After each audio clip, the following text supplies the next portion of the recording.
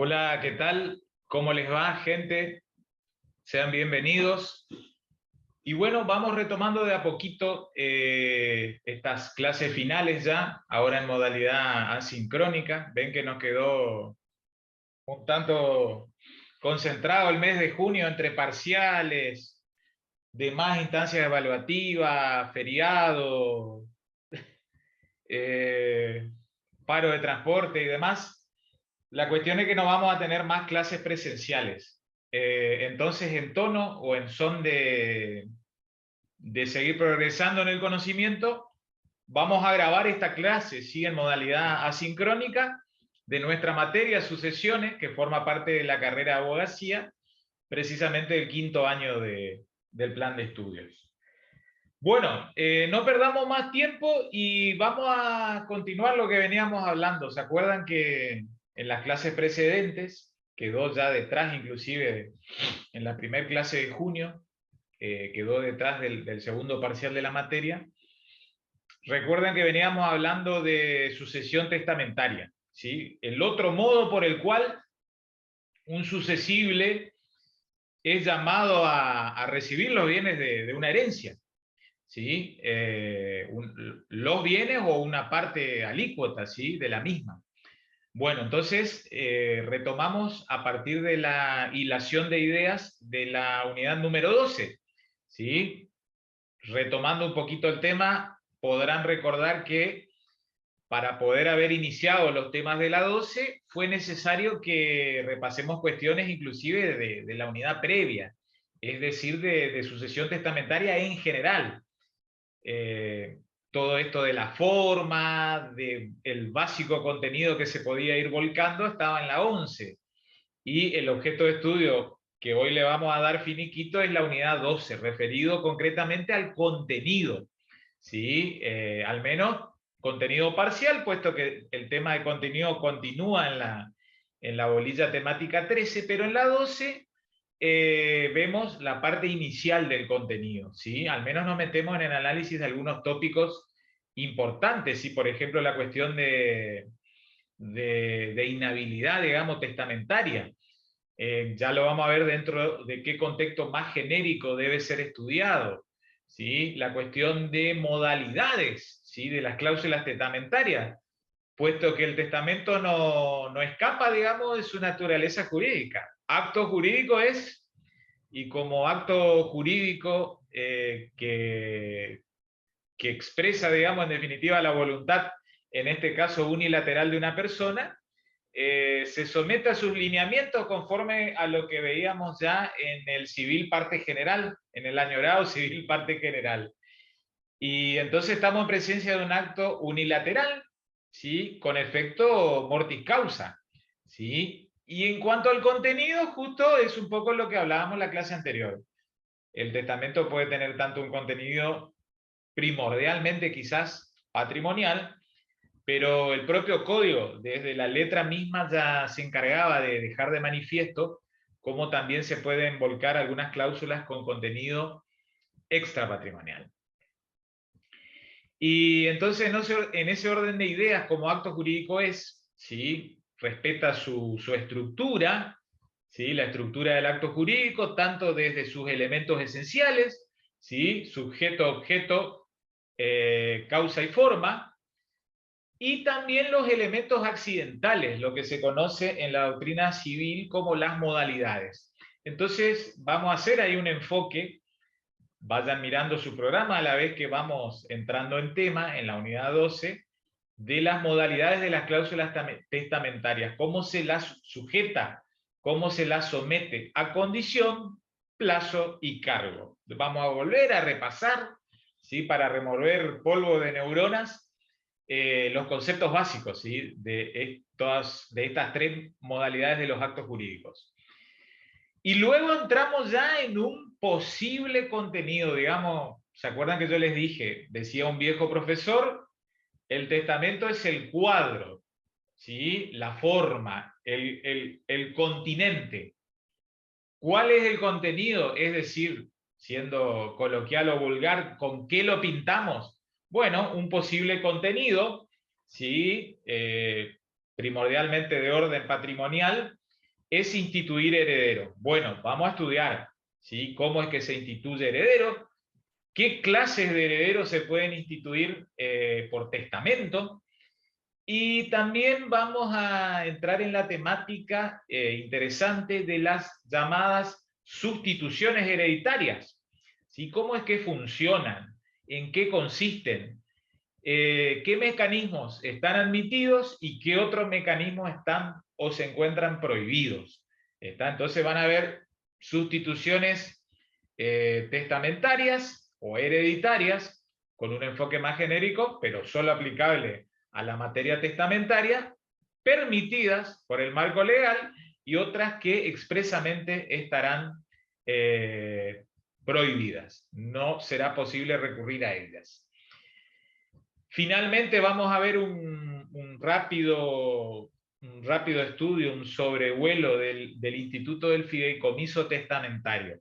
¿Sí? Es una modalidad que quizás en órbita de derechos continentales como el nuestro, ¿sí? de índole romanista, digamos, continental europeo, en el cual la ley es principal fuente de derecho, es un instituto no novedoso, ¿sí? Pero que de a poquito va ganando su fuerza en la vida sociológica, en la vida comunitaria, en el día a día, ¿sí? De la cotidianeidad.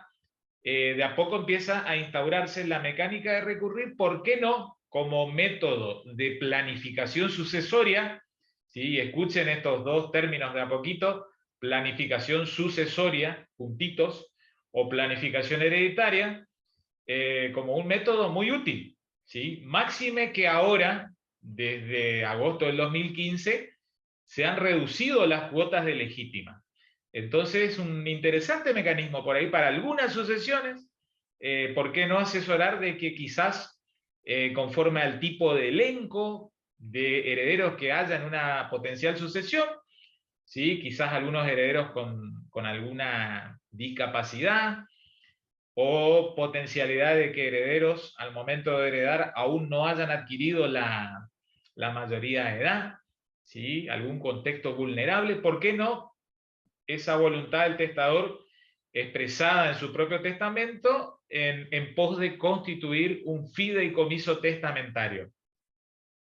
Les comentaba y decía que esto por ahí no es tan habitual en órbita del derecho nacional, pero es un mecanismo muy utilizado, sí queda claro en la doctrina anglosajona, ¿sí? En el sistema del common law, donde prácticamente toma el escenario central de la sucesión mortis causa el Instituto del Fideicomiso Testamentario.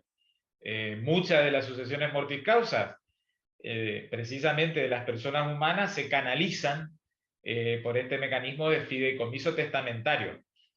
Queda claro ya que el fideicomiso en sí es un instrumento de añoranza ya en el propio sistema del common law. Bueno, no perdamos más tiempo ahora sí y empecemos a analizar norma, que a eso venimos, digamos, a eso nos llaman, ser una pequeña luz o guía para ustedes en la preparación. Entiendo que algunos poquitos van preparando, digamos, su posibilidad de coloquio, ¿sí? En pos de promocionar la materia. Y los que no, bueno, les queda el reservorio de esta clase grabada como para que tengan una guía de estudio, ¿sí? Para que tengan un eje, una estructura de ideas para la unidad 12, ¿sí? Ya ahora conociendo principales lineamientos de la unidad 12, ya conocen el concepto de testamento, sus principales caracteres, las formas de testar, ¿sí? Y bueno, vayamos entonces en concreto a esta cuestión. ¿Está? Bien, permítanme que voy a compartir unas placas, ¿sí? Y seguiremos entonces el orden de ideas allí establecido como modo de organizar las ideas.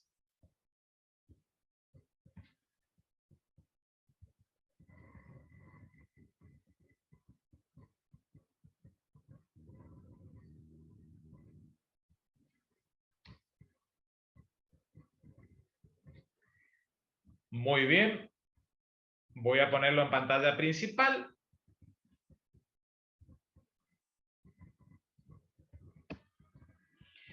Ahí lo están viendo entonces, hicimos la introducción de la sucesión testamentaria, ¿sí?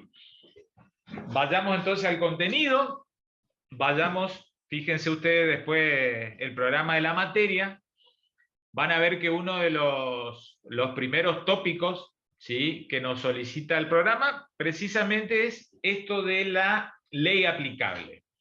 ¿Está? Reitero entonces, dentro del mundo sucesorio, estamos, digamos, llegamos a una rotonda, había un cartel para sucesión intestada, es todo lo que hemos visto hasta la bolilla 10. A partir de bolilla 11, digamos, es agarrar el otro camino de la rotonda e introducirse en sucesión testamentaria, ¿sí? En donde el llamamiento al sucesible se produce por voluntad del causante, expresada en su propio testamento, es decir, expresada en su acto de última voluntad. Bueno, ley aplicable, justo ahí nos empieza a solicitar el programa. Esto es, ojo, porque es una cuestión de ley aplicable que analíticamente, digamos, es decir, en tanto y en cuanto una parte del testamento queda arreglada en materia de contenido por una ley en concreto, ¿sí? Distinta a la cuestión de ley para la forma, ¿sí? Leamos el 2466, que ustedes allí lo ven, bajo este epígrafe de ley que rige la validez del testamento, precisamente esto de que el contenido del testamento, su validez o nulidad, se juzga según la ley vigente al momento de la muerte del testador. ¿Está? Entonces ahí tenemos el requisito o el corte de índole temporal. ¿Qué ley vigente desde lo temporal? La ley vigente al momento de muerte del testador. ¿Sí? Eso en cuanto a vínculo o corte de índole temporal. ¿Sí? Que es distinto a la cuestión de forma, ¿sí? Puesto que la forma había que evaluarla al momento de testar. Entonces ven ahí que es otro, digamos, otro tópico temporal. Momento de testar para forma. Sin embargo, contenido, validez o nulidad de testamento, tenemos que ver la ley vigente al momento de muerte del testador. Esto puede parecer bizantino, pero tiene importancia práctica, ¿sí? Porque es lo que a veces sucede en algunas sucesiones que se están abriendo procesalmente hablando en la actualidad, ¿sí? Testador que testó con el viejo código, ¿sí? Supongan año 2011, 2012, ¿sí? Que desde lo formal entonces, en cuanto a forma de testar, su testamento es plenamente aplicable, plenamente válido. Sin embargo, el contenido del testamento habrá que estarse, ¿sí?, en cuanto a las disposiciones testamentarias, sean de índole o corte patrimonial, tanto como extrapatrimonial, habrá que ver o estarse al momento de su muerte. ¿Está? Y eso hay que concatenarlo, a su vez, para vincular el elemento geográfico, ¿sí? El otro punto de conexión por ahí con lenguaje de derecho internacional privado, ¿sí? Con la norma del artículo 2644. ¿Sí? Vean que hasta para recordar en la memoria como mecanismo de memotecnia se complica un poco, porque uno es el 2466 y el otro es el 2644, casi por opuestos. Sin embargo, una norma, ¿sí?, la que rige contenido en cuanto al requisito de índole temporal, se encuentra en el libro de sucesiones, ¿sí?, libro quinto. Sin embargo, la otra norma, la del 2644, es parte del último libro, libro sexto, Disposiciones Comunes de los Derechos Reales y Personales, en concreto la parte referida en donde se norman y reglan los dispositivos legales del derecho internacional privado. Y allí, en cuanto a derecho aplicable, vean cómo se complementa el elemento de índole territorial o geográfico. esto ya no es aplicable solo a la sucesión testamentaria, sino, ya lo vienen estudiando inclusive por lo que han visto con la profesora Amanda en la unidad 1, ven que ahí también se hablaba esto de ley aplicable a la sucesión, recordarán el dispositivo del artículo 2644, ¿sí? Que bajo este epígrafe de derecho aplicable dispone que la sucesión por causa de muerte se rige por el derecho del domicilio del causante al tiempo de su fallecimiento. ¿Está? Entonces, el requisito de corte temporal es coincidente con la manda para la materia testamentaria en particular, y se complementa en cuanto a lugar de ubicación geográfica de dónde tomar la norma.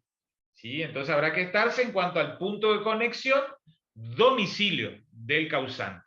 ¿Sí? La parte final del 2644 es para, digamos, dejar de manifiesto este principio del lex rei citae, ¿sí? Que termina aplicándose para el bien en concreto a la sucesión.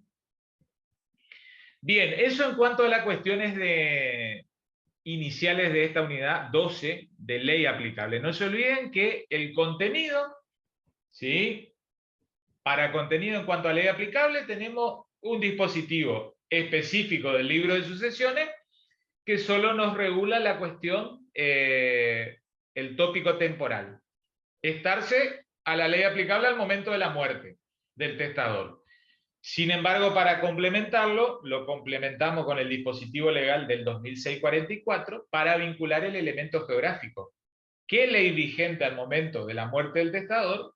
Ley vigente al momento de la muerte, ley de su domicilio. Derecho del domicilio del causante. Diríamos, derecho del domicilio del causante barra testador, en este concreto, en ese concepto, digamos, de ley testamentaria, ¿sí? Sucesión testamentaria. Vayamos al segundo gran tópico de la unidad 12. Fíjense sus programas y van a ir viendo cómo a partir del número 2 romano se empieza a analizar una cuestión que no es nueva para la materia.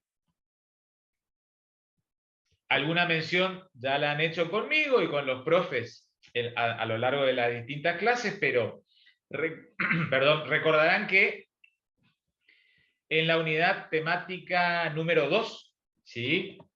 En su momento estudiamos, al menos inicialmente, esto de las inhabilidades para recibir por testamento, ¿sí? También esto se vuelve a estudiar no lo de inhabilidad testamentaria, sino lo de capacidad o vocación o delación al inicio de la unidad 3. Fíjense después en sus programas, ¿sí? Cuando empiezan a hablar en particular acerca del derecho de adopción, ¿sí? El llamado o conocido ius, ¿sí? El derecho de adopción, el ius delationis, ¿sí? El derecho de optar, ¿sí? Para aceptar o repudiar una herencia. Fíjense, en la unidad 3 están específicamente planteados los temas de diferenciación de vocación, capacidad y delación. Rápido repaso de lo que vimos inclusive inicialmente en la unidad 2, ¿sí? Capacidad entendida como aptitud para heredar, ¿sí?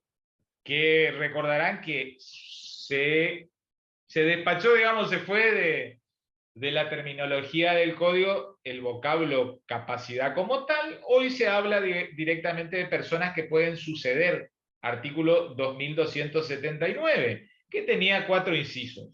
Todas esas personas tienen capacidad para heredar, ¿sí? Como aptitud de derecho, ¿sí? Distinta cuestión de capacidad para aceptar o repudiar de herencia, ¿sí? Capacidad que se vinculaba ya a una capacidad o aptitud de ejercicio, ¿sí? Que es coincidente con la capacidad que brinda como umbral la mayoría de edad, ¿sí? En tanto y en cuanto estemos en presencia de un menor de edad, nada obsta a que acepte o repudie por sí quizás algún representante, ¿sí? Algún representante legal en el referido caso.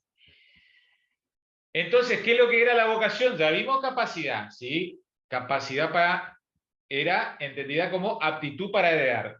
¿Quiénes pueden heredar? Los sujetos que son mencionados en el 2279. pero no bastaba, digamos, para consolidar esa situación de posible heredero, o por qué no legatario en definitiva, tener solo capacidad para heredar. Además tenía que tener vocación, es decir, un llamamiento, y ahí era que distinguíamos a la vocación, que ese llamamiento en el derecho vigente nacional puede provenir de la propia ley.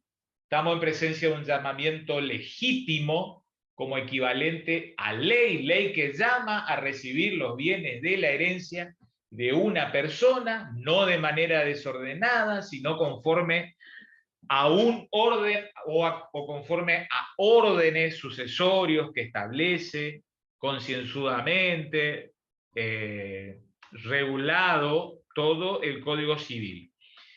Bien, esa vocación entonces era posible desagregarla, subdividirla en vocación actual como eventual. Y recordarán que, por ejemplo, entonces, supongamos el caso de una persona, un potencial causante, que tenía hijos, que tenía padres, que tenía cónyuge y que tenía hermanos. Bueno, ahí empezamos a aplicar estas nociones, que el descendiente, el hijo, supongamos él o los hijos de esa persona tenían capacidad y también tenían vocación actual. ¿Sí? ¿Por qué vocación actual? Porque esa vocación actual termina transformándose a la postre en delación. ¿Sí? Y delación precisamente era ese llamamiento ya concreto. Vocación puede entenderse como un llamamiento general, en abstracto. Vocación que si se actualiza, que si es actual, se transforma en delación. Llamamiento concreto para justo aceptar o repudiar los bienes de la herencia de una persona en concreto, de una persona en particular. Entonces esa persona, el hijo, tiene ius delationis, tiene derecho de opción, tiene derecho de optar para aceptar o repudiar la herencia. El cónyuge en ese supuesto también tiene capacidad, tiene vocación actual, ¿sí? Y esa vocación actual se termina transformándose en delación. Sus padres tienen capacidad para heredar, eventualmente, si se altera el orden biológico, fallece el hijo antes que sus padres tienen capacidad, tienen a su vez vocación eventual. Vocación eventual. Por tener vocación eventual, no tendrán delación, porque si bien tienen ese llamamiento genérico de la ley y tienen ese llamamiento genérico que los llevaría a recibir los bienes de la herencia, no podrían hacerlo, puesto que el orden, ¿sí?, sucesorio excluyente del descendiente lo desplaza. Entonces, en tanto y en cuanto no haya alguna causal de exclusión de la vocación hereditaria de los descendientes, esos padres de ese causante no podrían estar en condiciones de ejercer el derecho de opción, de ejercer el ius delationis. En igual situación se encuentran los colaterales. Colaterales, ya sabemos, hasta el 4º grado. Podrían tener capacidad para heredar, porque están existentes básicamente. Podrían tener esa vocación en general como llamamiento abstracto que lo da el Código Civil y Comercial, pero no tendrán ius delationis, no tendrán derecho de opción para aceptar o repudiar herencia. Y ahí en todo caso tendría que haber un doble orden de exclusión, puesto que hasta triple, digamos, porque ven que el colateral, si bien es legítimo, lo llama la ley, no puede heredar hasta tanto exista algún descendiente, cónyuge o ascendiente. En ausencia de esos 3 órdenes sucesorios, recién tendría capacidad, vocación, que se transforma en actual, y al tener vocación actual termina teniendo delación para poder aceptar o repudiar los bienes de esa herencia determinada.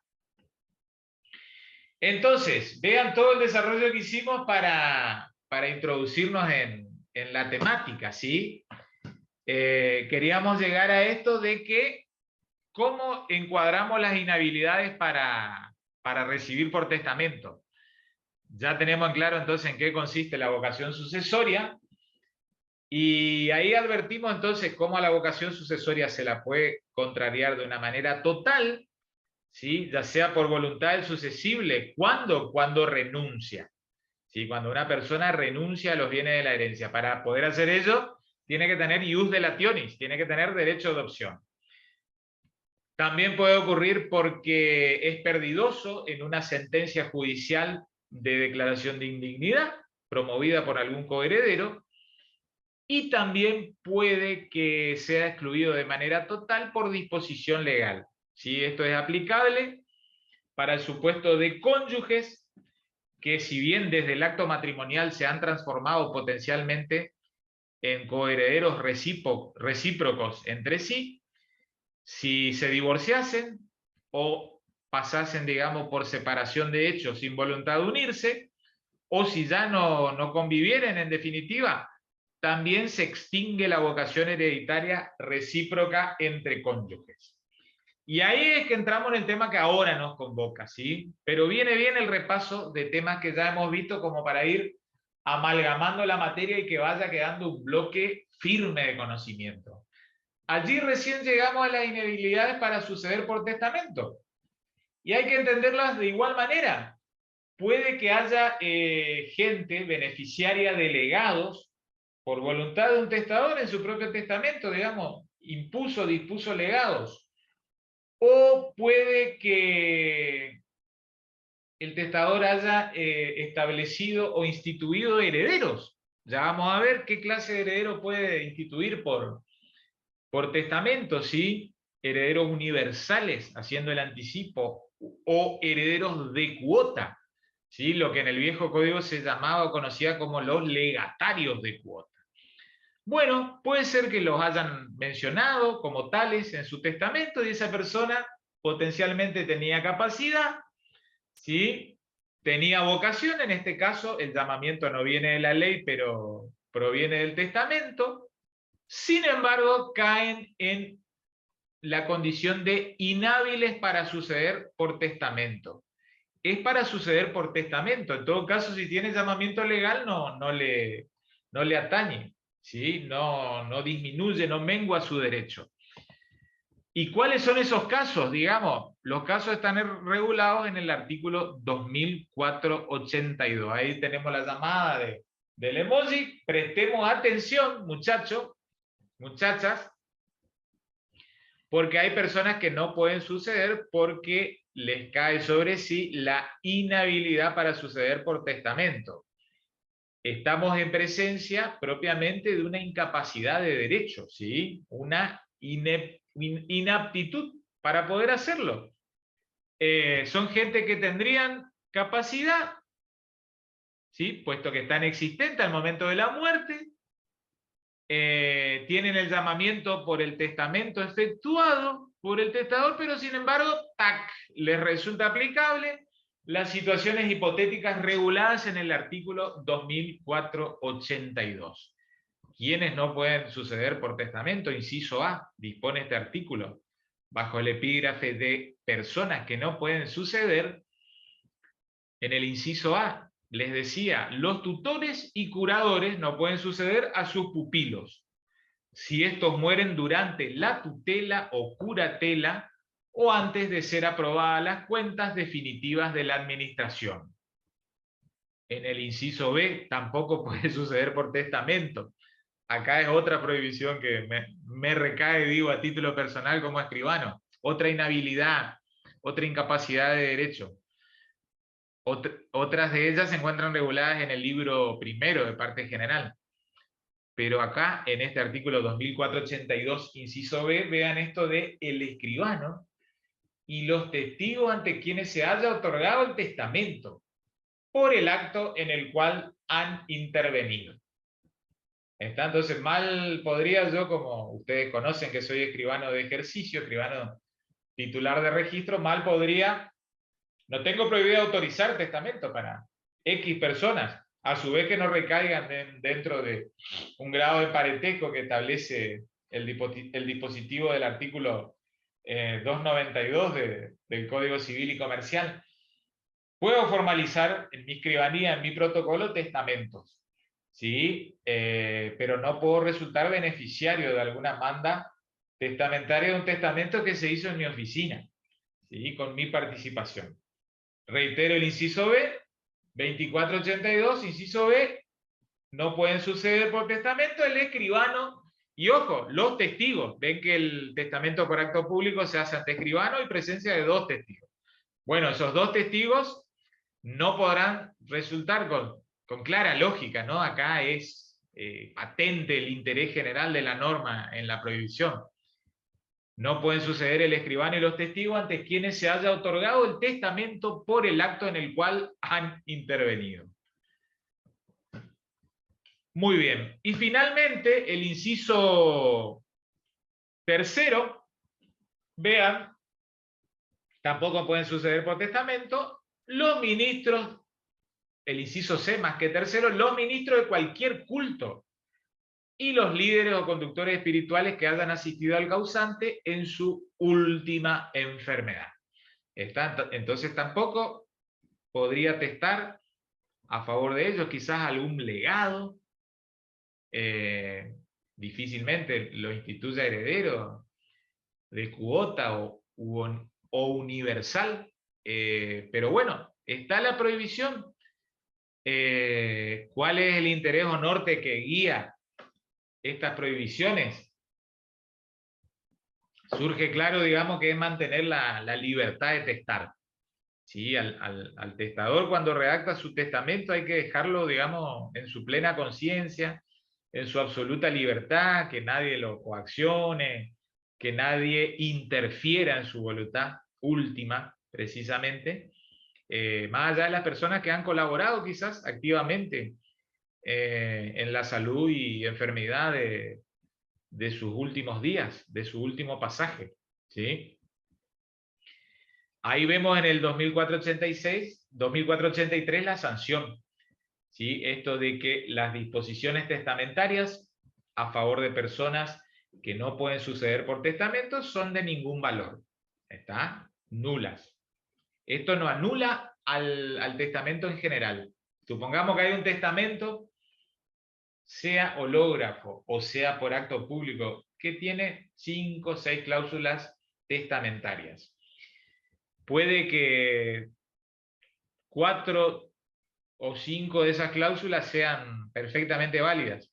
Si hay una secta por la cual precisamente instituye un legado a un testigo de su testamento por acto público, bueno, esa sola cláusula, salvando la integralidad y la vida y eficacia del acto global, esa sola cláusula se torna inválida propiamente.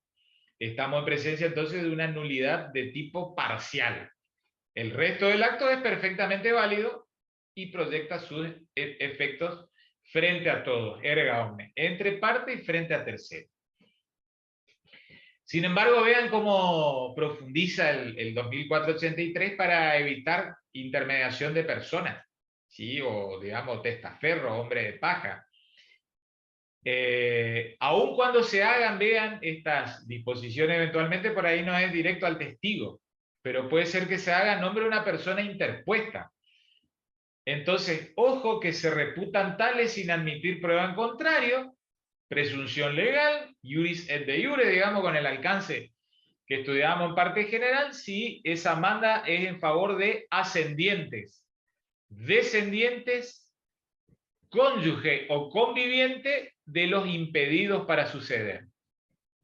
Es decir, puede ser que el testador no disponga un legado o instituya un heredero directamente al testigo del testamento o al confesor, su último confesor espiritual.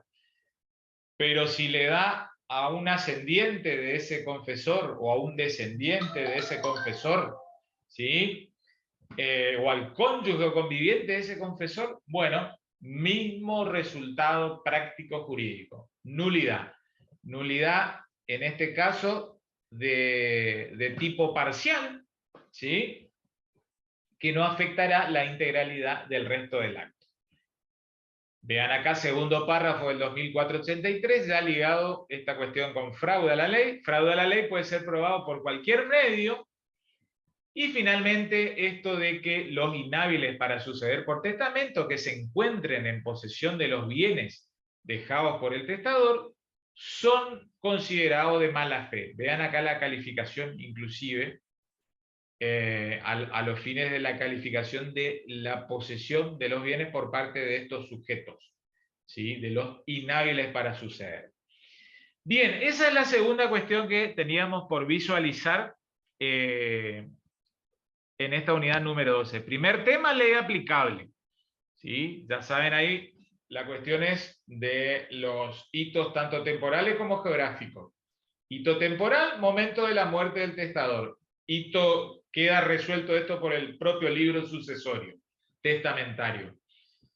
El hito geográfico queda vinculado con el derecho internacional privado, ley del domicilio del causante, ¿sí? Derecho del domicilio del causante, y ahí tenemos en común esto del hito temporal, al momento de la muerte, al momento de su fallecimiento.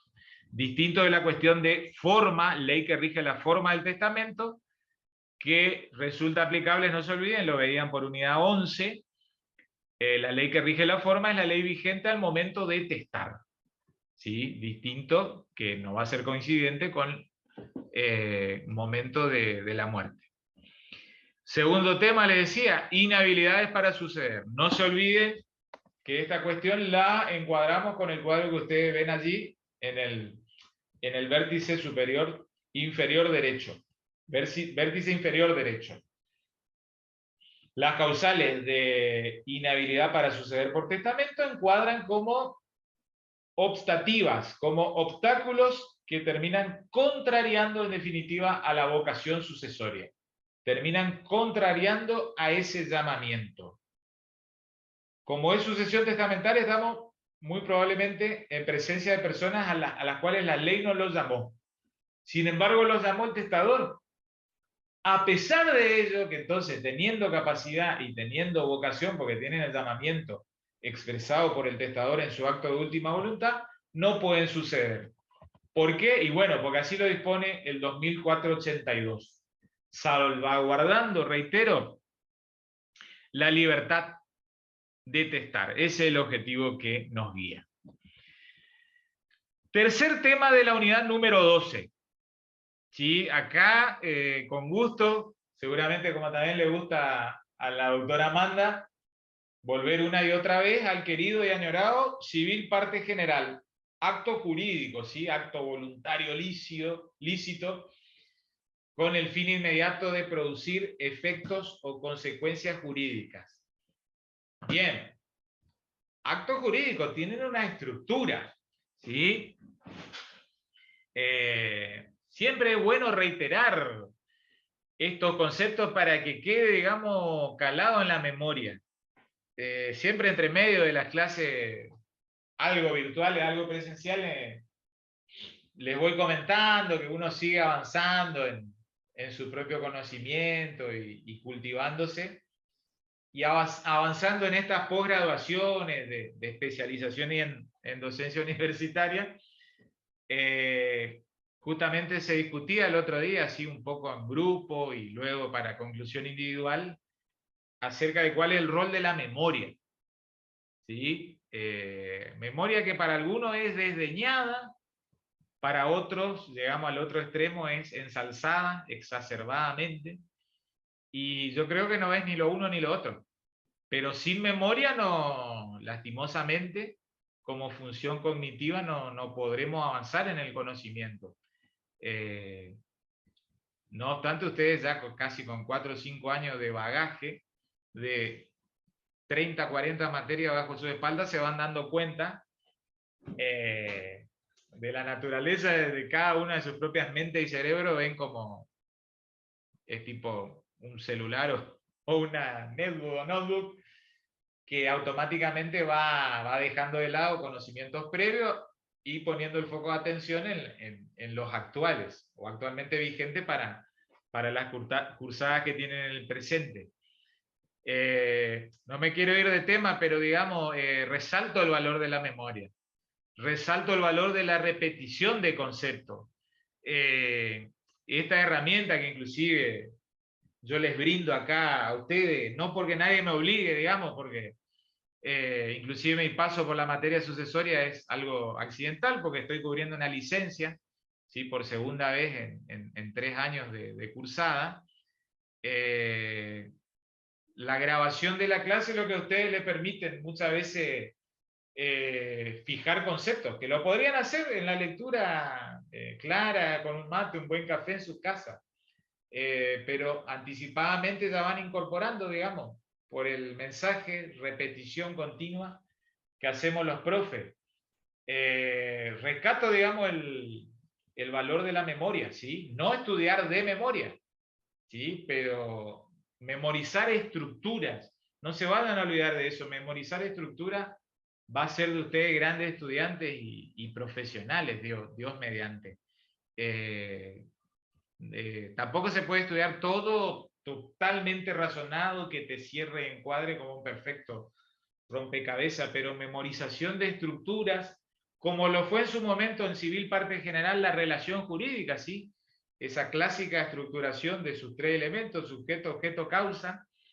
De igual manera les sirve también, en este caso, para hacer el estudio o repaso, más que nada, de la estructura del acto jurídico.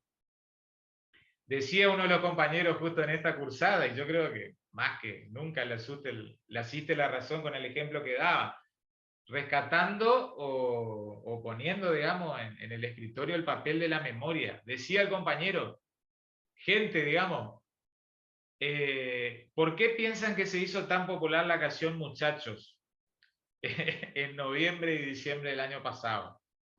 Dice, coincidieron todos los elementos que precisamente hacen que el conocimiento quede impregnado para toda la vida. Primera cuestión, justo, la memoria. Porque díganme la verdad, antes del día que debute la selección, ese triste debut que tuvimos con Arabia, ¿alguno conocía la letra de Muchachos? ¿Sí? ¿Conocía la letra enteramente de esas 2 o 3 estrofas que tiene, digamos, la canción? Muy probablemente no. Era este profe que cantó la canción un día en partido de eliminatoria y un mes antes la Mosca, el grupo La Mosca lo grabó para sí, y bueno, después vino el partido debut, un bajonazo tremendo, y ahí arrancó la máquina con el gol de Messi contra México, y empezó a sonar que aquí, que allá, repetición, memoria. Y luego el segundo elemento que hace que el conocimiento quede impregnado para siempre. A mí me gusta decir para la eternidad, no soy quien, digamos, no tengo fundamento, pero me parece que estudiamos para siempre. El segundo elemento es el emocional. Estudiar, digamos, algo que es impregnado por memoria, pero con algún sentimiento. Y bueno, justamente la coronación de la tercera copa, la tercera estrella, imagínense cómo no nos va a quedar grabado digamos, a capa y espada, en sangre, digamos, para siempre. 2 o 3 estrofas que no son tan simples, de recordarlas, pero bueno, no me quiero ir de tema, y aprovechando el grabado les decía, vean, estructura del acto jurídico. El acto jurídico tiene o posee elementos esenciales que siempre están, sin los cuales no hay acto jurídico, como el sujeto, el objeto, la causa y alguna forma, ¿sí? Forma como elemento esencial de exteriorización de la voluntad, ¿sí? Como aquel signo exterior por medio del cual la voluntad se manifiesta. Por otro lado, elementos que pueden o no estar, de allí que son accidentales, ¿sí? Y entonces la doctrina civilística los da en llamar elementos o modalidades. ¿Cuáles son ellos? La condición, el plazo y el cargo, ¿sí? Van a ir viendo, perdón, les decía, en sus programas, cómo el programa los va guiando, digamos, a repasar estos conceptos básicos de, primero, en qué consisten cada una de estas modalidades. Simple repaso entonces nos lleva a decir que en la condición, ¿sí? El acto, en este caso estamos en presencia de un acto unilateral, expresión exclusiva de la voluntad del testador, ¿sí? En la condición, el acto queda sujeto, ¿sí? A un acontecimiento, ¿sí?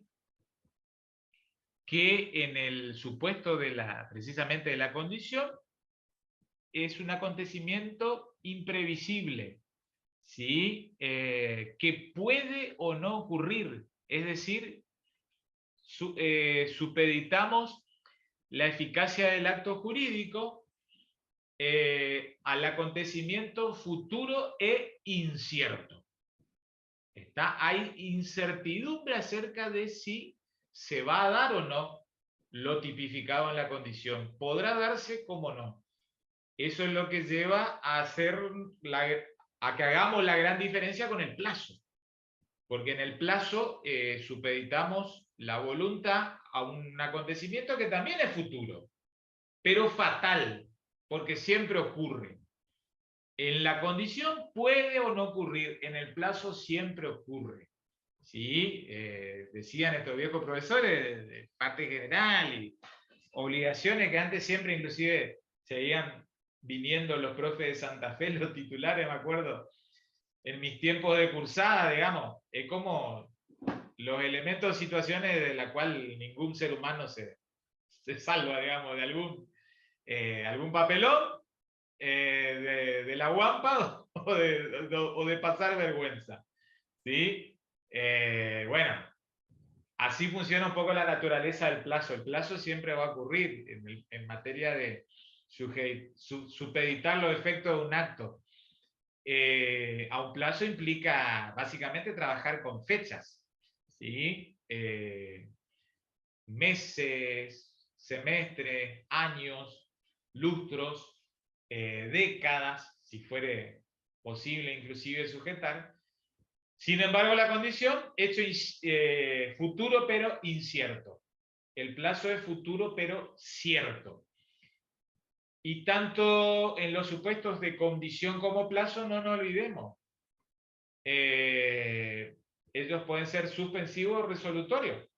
Si son suspensivos, propiamente se está supeditando a que comience a surtir efecto hasta que o cuando recién acaezca lo tipificado.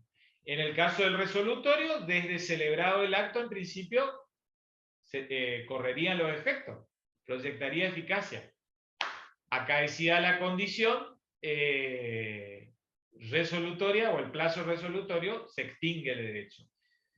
Acá deben tener en cuenta que para el plazo resolutorio, lógicamente, como estamos en presencia de un testamento, el testamento es por naturaleza con efecto post-mortem, los efectos del acto recién corren a partir de la muerte del testador. Entonces, en una condición o en un plazo resolutorio, corre de la muerte del testador hasta que acaezca la condición resolutoria. Finalmente, el cargo, ¿sí? El cumplimiento de una carga o cargo, ya consiste en un accesorio, ¿sí? En una actividad que debe desplegar precisamente el beneficiario del derecho principal, ¿sí?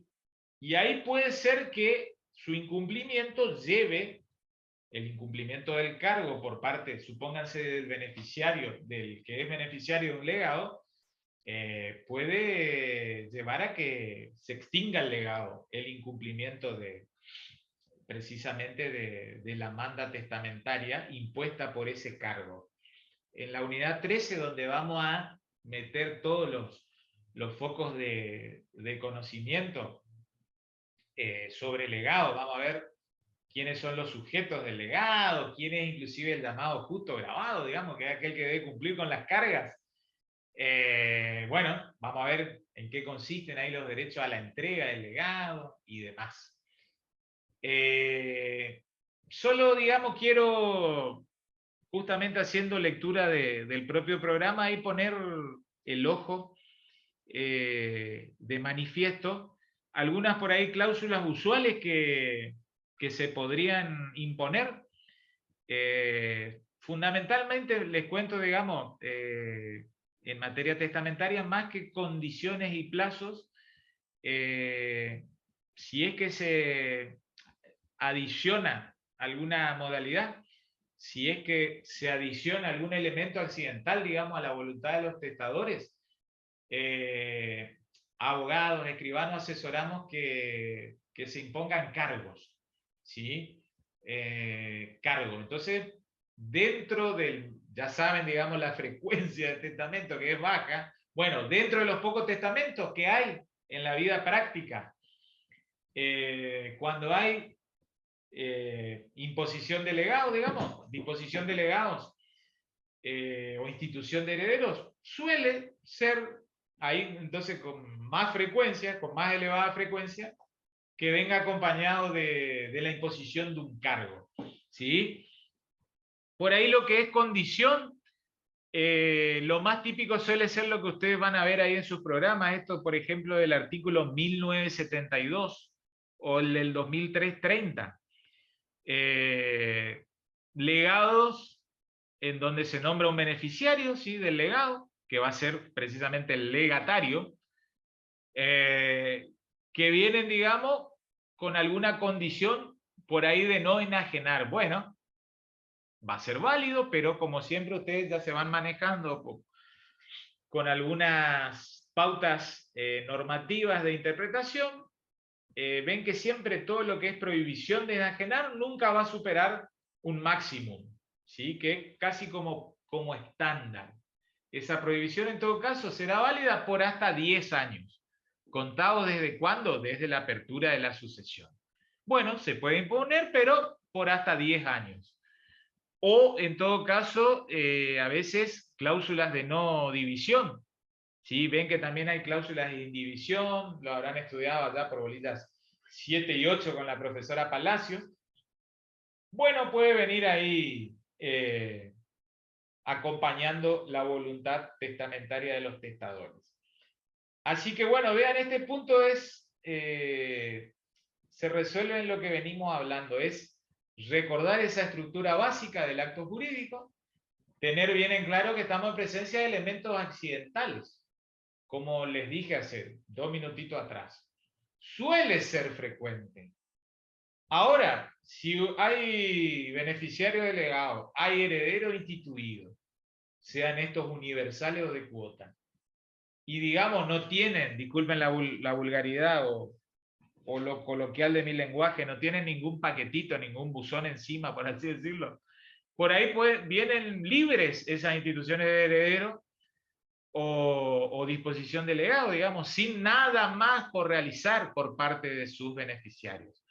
Bueno, vamos a estar en presencia de voluntades testamentarias perfectamente expresadas con todos esos elementos esenciales.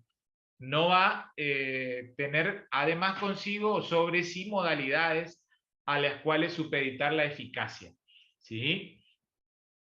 Después ahí fíjense, 2520 y demás, cuando viene con cargo, entonces en todo caso, ¿cómo es la mecánica para la exigencia del cargo? ¿Sí? ¿Quién puede exigirlo? ¿Por hasta cuánto tiempo? En caso de que incumpla el cargo, ¿qué pasa con, digamos, con el beneficio principal?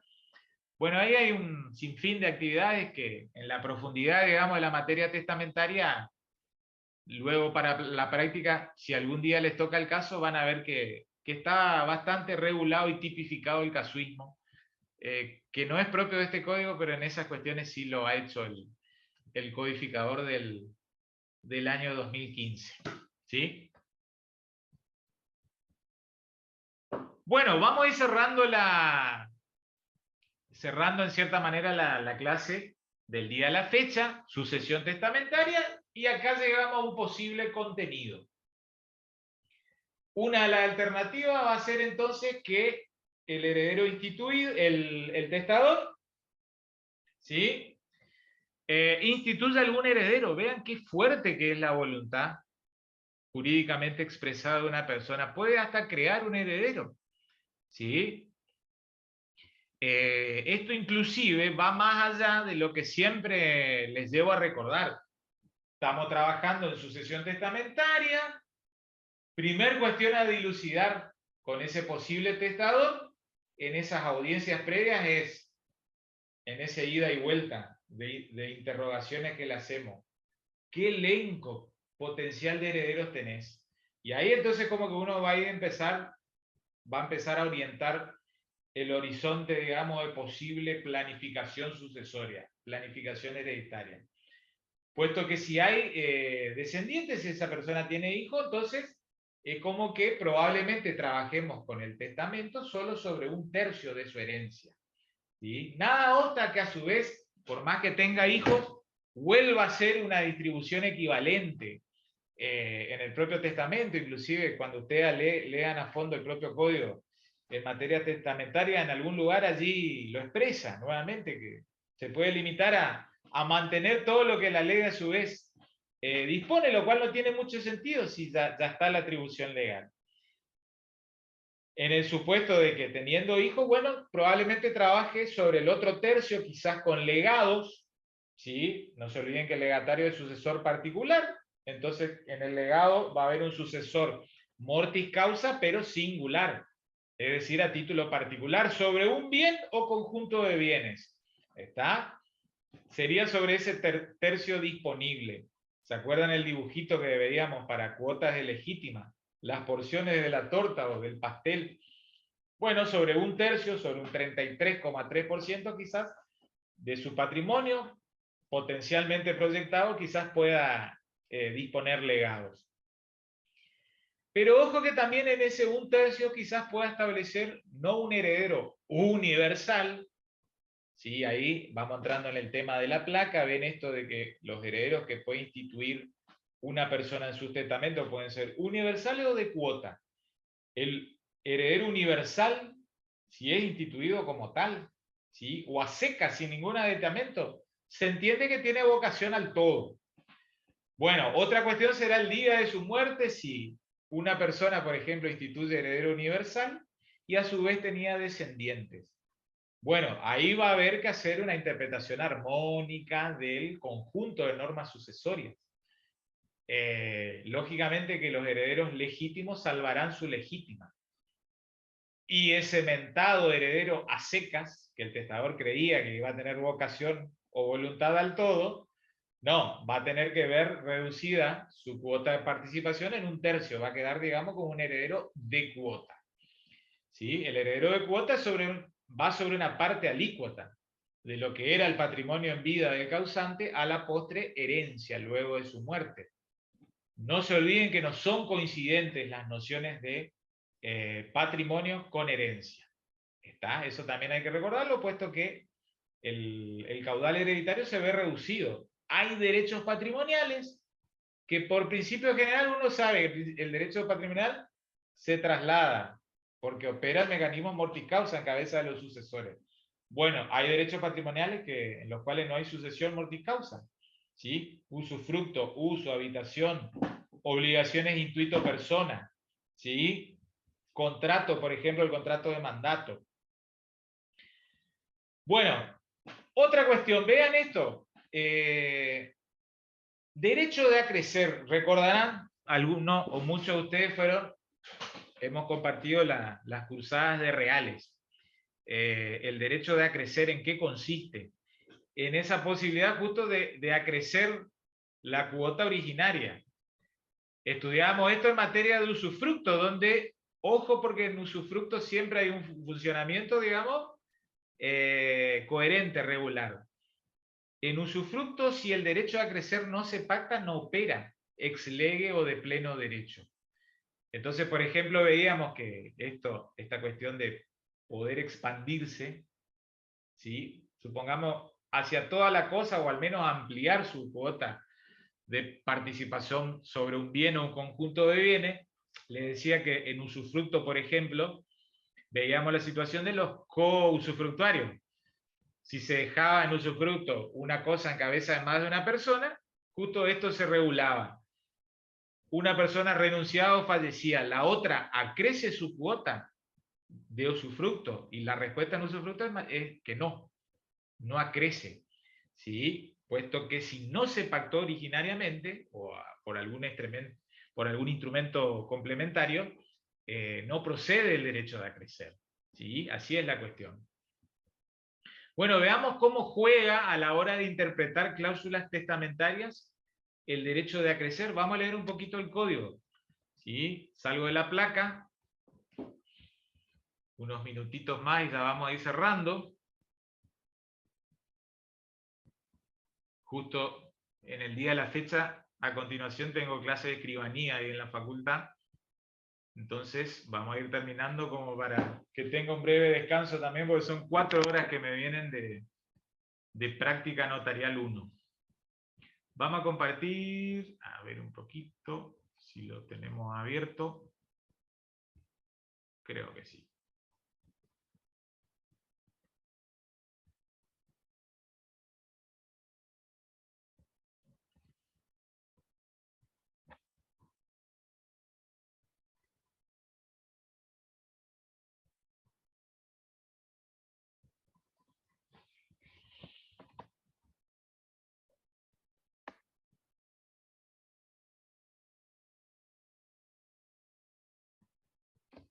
Bien, estamos acá.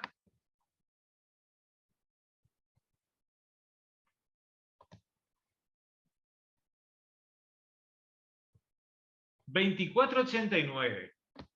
¿Sí? Paso a leerles bajo este epígrafe de derecho de acrecer.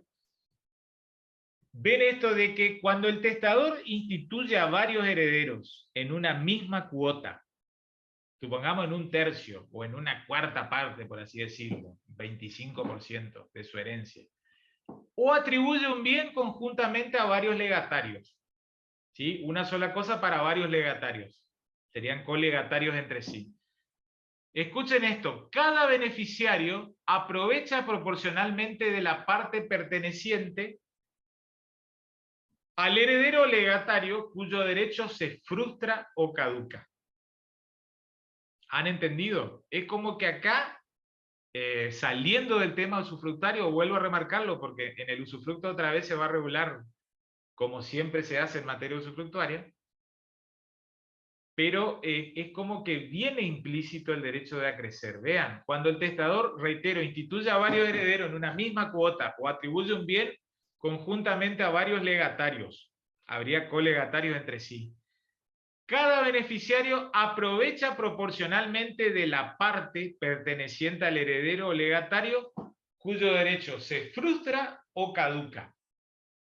Es como decir que si se extingue el colegado por parte del correlativo colegatario, los demás legatarios, digamos, que se mantenían vigentes, amplían su cuota hereditaria, su cuota de legado sobre la cosa. O sea, opera el derecho a crecer ex lege, por disposición de la ley.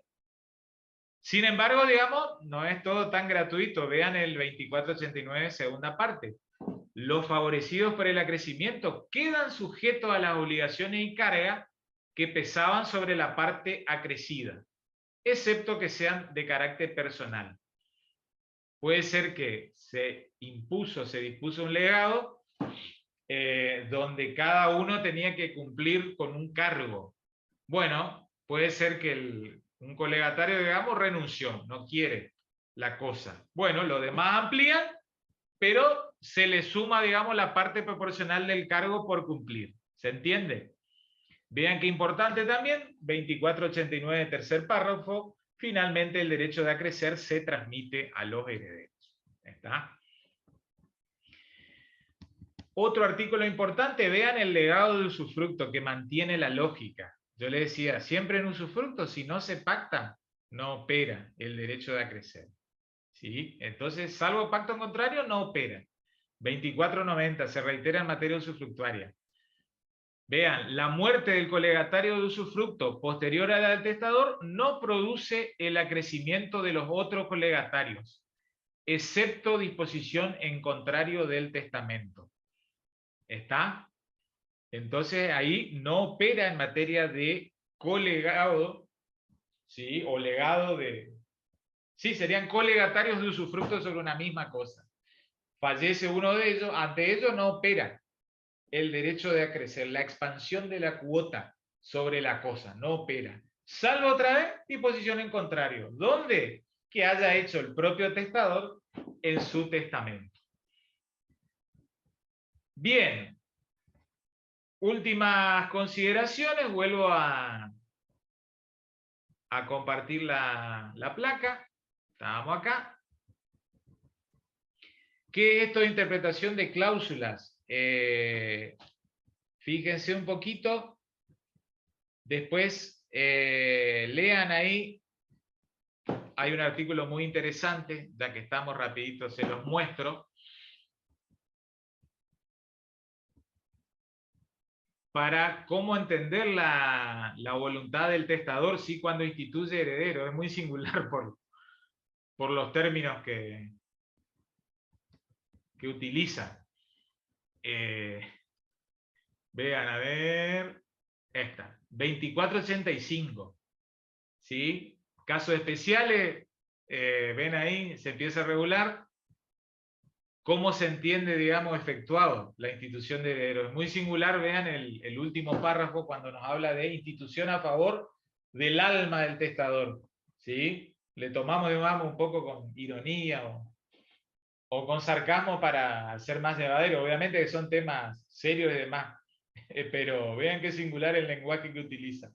Parece un lenguaje de algún tema de los fabulosos Cadillacs, de esos discos que sacaban en los años 90, digamos, que eran muy musicales y muy movidos, pero siempre hablaban de estas temáticas. ¿Sí? Quedaba claro porque iba dirigido al público mexicano, en donde estas cuestiones tienen mayor arraigo. Lean después para la cuestión de interpretación de la voluntad del testador el 2485. Es muy singular. Bueno, última cuestión, vean. Sustitución hereditaria. Vamos ahí. Dos palabritas que les dejo para que después profundicen, sea para el coloquio, sea para el final.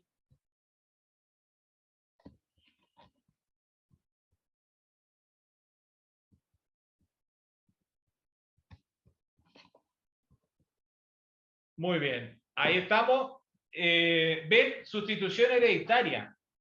Concepto, van a ver que hay sustituciones de las permitidas y prohibidas. Y de las prohibidas. Vean, en 2 o 3 tips le dejo lo esencial del instituto de sustitución después. Si quieren un estudio más circunstanciado, lean con tranquilidad el código, fíjense las obras bibliográficas que al respecto están muy bien tratadas sobre el tema. ¿Qué es la sustitución hereditaria? Para que le cierre en una idea y después, a partir de esa idea base, construyamos otras pequeñas consecuencias derivadas. Recuerdan que en sucesión intestada hablamos de derecho de representación, ¿sí? Que fue justo el contenido de la clase grabada anterior. Algo lo hablé en clase, profundicé en detalle en la clase grabada. El derecho de representación, yo les dije, opera solo en la sucesión intestada, ¿sí? Cuando precisamente habían 3 causales, ¿no es cierto? Recuerdan, premoriencia, renuncia o indignidad de un sujeto, había un heredero de grado ulterior que precisamente subía, digamos, en el grado a recibir los bienes que, por ejemplo, le hubiese correspondido a su padre, ¿sí? Y en ese caso, cuando operaba el derecho de representación, la sucesión, digamos, el derecho al bien o a los bienes se daba por estirpe, la participación sobre esos bienes se daba por estirpe, no por cabeza. Bueno, háganse, digamos, el paralelismo que la sustitución hereditaria también opera para estas situaciones similares, no son idénticas, pero en las cuales hay, supónganse, un legatario instituido, un heredero instituido, que finalmente no va a recibir los bienes de la herencia. Entonces, ante esa imposibilidad o negativa a la recepción del bien, ¿quién precisamente lo va a sustituir? Entonces, muy básicamente explicado, hay sustituciones que están habilitadas por la letra del código. El espíritu del codificador siempre va a ser el siguiente, ya lo era, digamos, en código velezano y por ahí en el derecho romano básico también, sí, con algunas particularidades o matices. La idea es nombrar un sustituto. Lo que no permite el derecho sucesorio es que se establezca de modo perenne un mecanismo sucesorio. Uno puede nombrar un sustituto y siempre en defecto de ese otro, quizás otro sustituto, ¿sí? Pero uno no puede establecer, por así decirlo, un testador dice, Ricardo, mi sobrino, va a ser el legatario de mi chacra de Candelaria. Cuando él fallezca, también será legatario de esa chacra, que ahora es mío, pero a la postre es de Ricardo, va a ser mi nieto Juancito. No, ese doble orden de sustitución es lo que prohíbe. Ustedes lo van a ver allí en el programa, cuáles son las sustituciones prohibidas. ¿Sí? 2491 primer párrafo, 2492. ¿Sí? Las admitidas reguladas en el 2491. Eso sí se permite. Siempre, digamos, regular su sucesión. Lo que el código no quiere es que uno regule de manera anticipada, que un testador, digamos, regule la sucesión venidera de otra persona. No, cada uno es el de cuius. Cada uno es el autor de su propia sucesión. Y uno guarda silencio y su sucesión se ordena conforme a los órdenes sucesorios que establece el código, o se ordena conforme a la voluntad de uno, pero no conforme a la voluntad de tu abuelo. Eso es lo que busca evitar el Código Civil y Comercial. Entonces habrá sustituciones permitidas y sustituciones que no la va a admitir el Código Civil. El Código Civil y Comercial, hoy en día con esa denominación, evita que se regulen órdenes sucesorios voluntarios, ¿sí? Por fuera de los establecidos en la ley. Reitero, uno puede establecer legado a favor de tal persona. Si no quisiese aceptar o se encontrase fallecido al momento de heredar, bueno, nombra un sustituto. Ese mecanismo de sustitución sí está permitido. Tampoco se permite la sustitución de residuos, ¿sí? En el sentido de decir, tal conjunto de bienes o parte de mi herencia para tal persona. Bueno, supóngase como heredero o como legatario. Si se habla de herencia, tiene que ser heredero de cuota. Si habla de conjunto de bienes, puede ser un legado de conjunto de bienes. Pero que diga, lo que a la muerte del legatario quedase para tal otro. No, eso también está prohibido, sustitución de residuos. Entonces lean ahí los dispositivos legales del 2491, 2492, ¿sí? El 2493 ya es para fideicomiso testamentario. Así que bueno, cierro acá la clase de hoy. Muy probablemente en la clase siguiente, que va a ser grabada, porque ven que el jueves que viene tenemos el coloquio. Voy a intentar mandárselos con anterioridad a la fecha del coloquio, no sé si con 2 o 3 días de antelación, o quizás un día anterior, porque andamos con semanas ajetreadas, no solo en lo académico, sino también en lo laboral. Voy a intentar mandar nuevamente una grabación de contenido en cuanto a la unidad 13. Así también les queda ya para los que van a coloquio y bueno, para los que van a final ya quedará como material, digamos, base para empezar a profundizar en tono o en clave de final de materia sucesoria. Bueno, gente, les mando un gran abrazo, éxitos y nos vemos en la siguiente oportunidad. Muchas gracias. Salgo de la pantalla compartida y aquí corto. Chau, chau.